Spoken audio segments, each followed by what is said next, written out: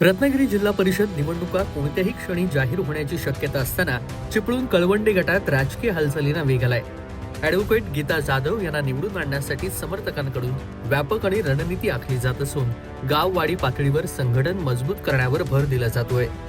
निवडणुका जाहीर होण्यापूर्वीच गाववाडी पातळीवर बैठकींचा सपाटा सुरू झालेला असून विकास उर्फ अण्णा जाधव यांना विविध ठिकाणी बैठकींसाठी पाचारण केलं जाते. कळवंडे गटातील नागरिकांकडून ॲडव्होकेट गीता जाधव यांना उमेदवारी देण्याची ठोस मागणी पुढे येताना पाहायला मिळतेय. पोचरे, सुतारवाडी आणि भुरटेवाडी येथे झालेल्या बैठकींना उत्स्फूर्त प्रतिसाद लाभलेला असून लोकांचा सहभाग आणि पाठिंबा लक्षवेधी ठरतोय. लोकांच्या विश्वासावर उभ्या असलेल्या ॲडव्होकेट गीता जाधव यांना मिळत असलेला वाढता पाठिंबा कळवंडे गटातील निवडणूक रंगत अधिकच वाढवणारी ठरणार आहे. आम्ही ठरवले ॲडव्होकेट गीताताई जाधव यांनाच आम्ही निवडून.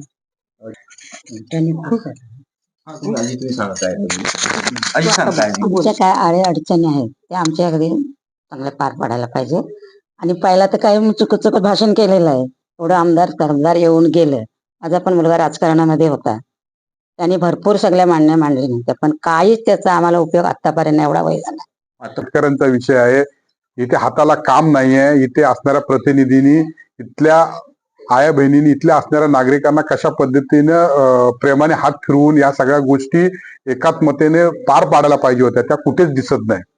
अनेक उदाहरणं आहेत, अनेक कारण आहेत. 8 वर्ष मी सातत्याने लोकांच्या समूहामध्ये फिरतोय आणि मी पाहिलं की इथे ज्या पद्धतीने प्रगती व्हायला पाहिजे, ज्या पद्धतीने विकास व्हायला पाहिजे, हा कुठे दिसत नाही. म्हणून आम्ही सगळ्यांनी असं ठरवतोय, म्हणजे केवळ अण्णा जाधव म्हणतोय म्हणून नव्हे, आम्ही सगळेजण, म्हणजे आमच्या सुतारवाडी असो, कुंभारवाडी असो, इथे आमचं कुणबी समाज असो, अनेक बहुजन वर्गातल्या जाती पंथातल्या लोकांनी एका ठिकाणी येऊन असं आम्ही ठरवतोय महिलांपासून की इथे आम्हाला सुशिक्षित उमेदवार देऊन, खऱ्या अर्थाने ज्याला स्वातंत्र्य, समता आणि बंधुत्व कळतंय, ज्याला इथे असणाऱ्या अडीअडचणी समजतात, अशा ॲडव्होकेट गीता जाधव सातत्यानं माझ्या प्रवाहाबरोबर आहेत, काम करतात, कार्यरत आहेत, सातत्यानं लोकांमध्ये उठतात बसतात.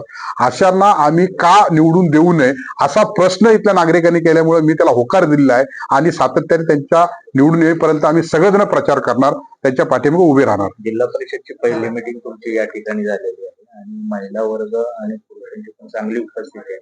त्यातून तुमच्या मिसेसचं पण उमेदवारीसाठी नाव लिहित आहे.